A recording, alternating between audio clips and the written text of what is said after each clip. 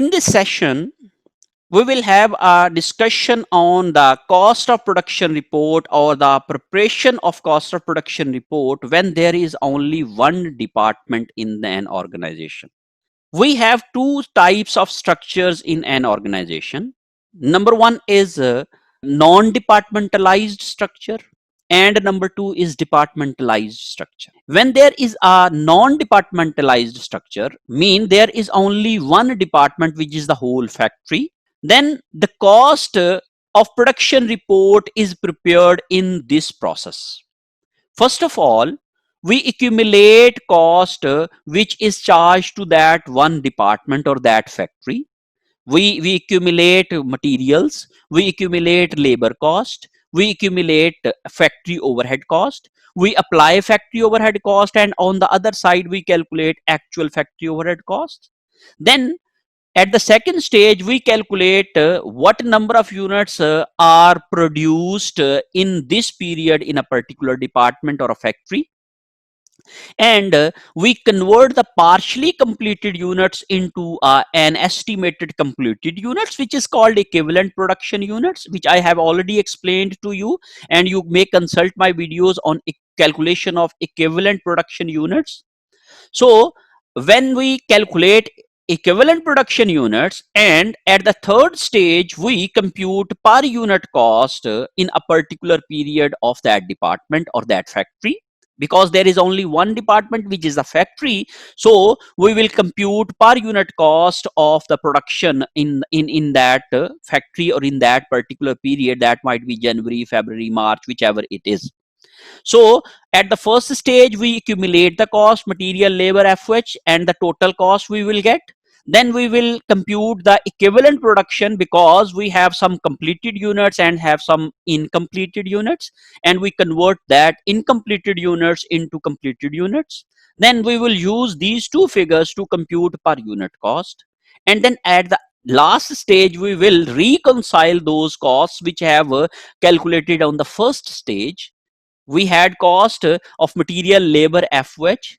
Then we have two types of units. Some are produced units, and when the units are finished, they are transferred to the finished goods or storeroom, and their cost will also be transferred to the storeroom. So what amount of cost has been transferred to the storeroom in type in shape of finished goods, or what cost has been transferred to the finished goods account, and what cost is still in that process, we will calculate in this process, in this procedure.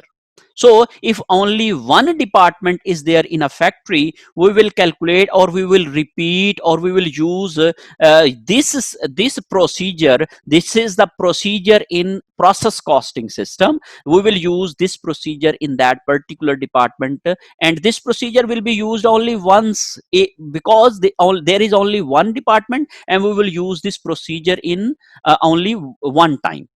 How journal entries or the recording of that cost will be there if there is only one department.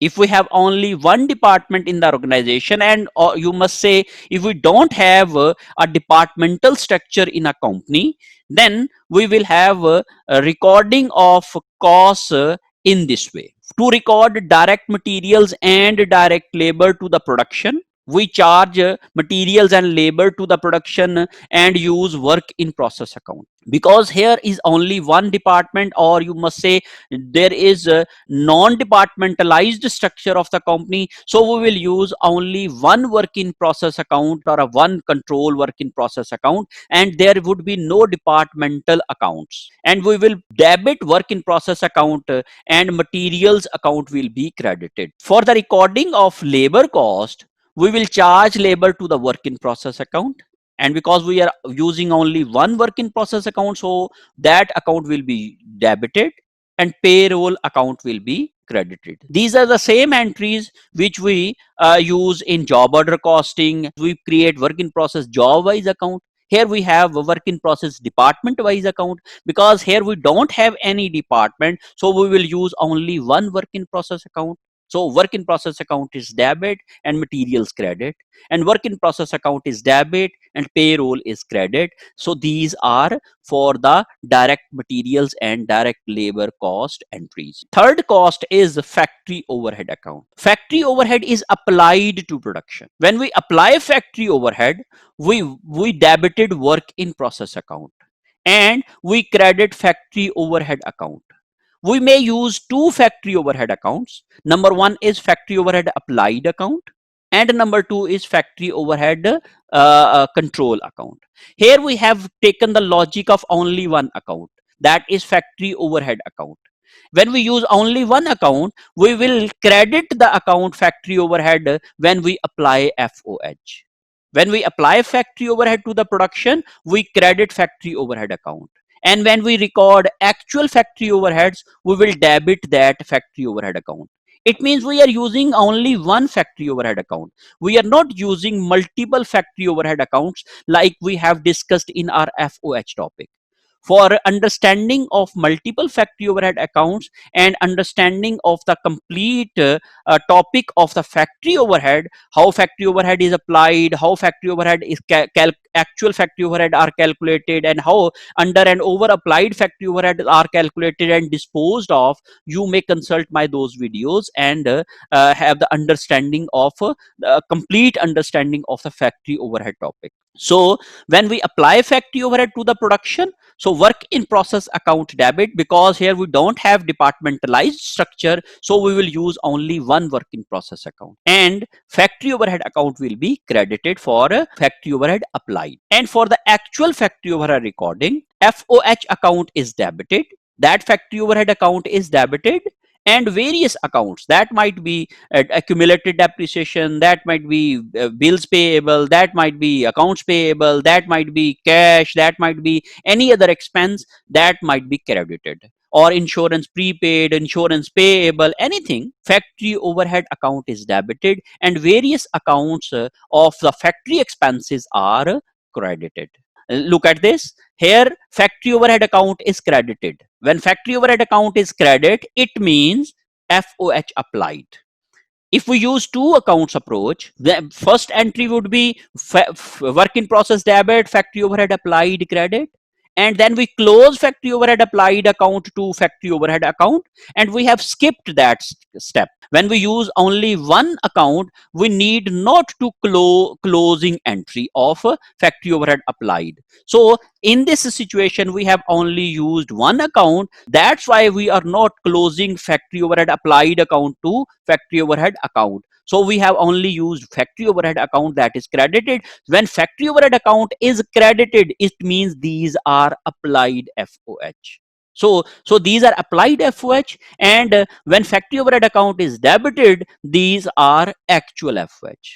So the difference between applied and actual is under applied and over applied, and at the end of the period, we do this on monthly basis, and at the end of the year we close this under and over applied account to the CGS account, or various proportionate basis on various accounts. For the understanding of complete topic on factory overheads, you may consult my videos on factory overhead, for the application of factory overhead, and for the calculation of under over applied FOH, and disposing of the under over applied to the various accounts for preparing of financial statements. Then the next step is, when goods are completed, they are sent to finished goods, they are sent to storeroom. So recording of completed goods cost is finished goods account debit and work in process account credit. Mean when we finish the goods are sent to the storeroom, the cost is transferred to the finished goods, and finished goods is an asset. When asset is increased, it is debited. In process, the cost has transferred from work in process to finished goods, and the work in process account is also an asset account. When we transfer cost from asset account, it is decreased, then it is credited. So finished goods account debited and work in process account credited. And the next stage, when we sell that goods, then cost of goods sold account is debited and finished goods is credited. And if we have only one department, mean overall factory is only the department, so then we may have these entries in this way. So this is the cost flow and recording of cost flow in process costing system when there is a non-departmentalized structure. Hope so you have understood the concept very well, and you can apply this concept on your practicals and your numericals.